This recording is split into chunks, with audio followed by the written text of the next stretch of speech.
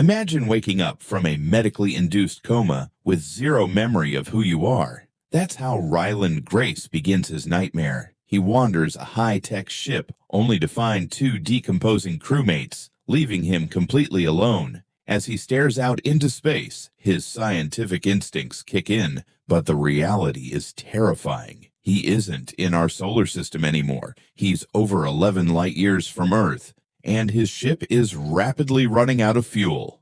Memories start flooding back. Ryland was a disgraced molecular biologist turned middle school teacher. He was recruited by Eva Stratt, head of a global emergency task force, after an alien organism named Astrophage began multiplying on the sun's surface. Astrophage feeds on solar energy, threatening an extinction-level ice age on Earth within 30 years. Earth's scientists discovered that every nearby star is infected except one, Tau Ceti. Project Hail Mary was built as a desperate one-way suicide mission. Send a crew to Tau Ceti, find out why it's immune, and send the findings back to Earth in automated probes.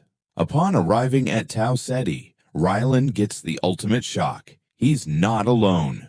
Another starship approaches his vessel. Cautiously, Ryland builds a connecting tunnel between the ships and meets Rocky, a five-legged, rock-like alien engineer. Just like Ryland, Rocky's crew died on the journey, and his home planet, 40 Eridani, is facing the exact same extinction crisis from Astrophage. Despite Rocky being blind and communicating purely through musical tones, Ryland uses a computer program to build a real-time translator. The two form an instant, heartwarming bond and get to work. Investigating a nearby planet, they make a breakthrough. They find Taemeba, a microscopic bacterial predator that eats Astrophage and keeps its population under control. By harvesting Taemeba, they finally have the weapon needed to save both of their worlds. They successfully cultivate a massive batch of Taemeba, but as they prepare to part ways, Ryland recovers his final horrifying memory.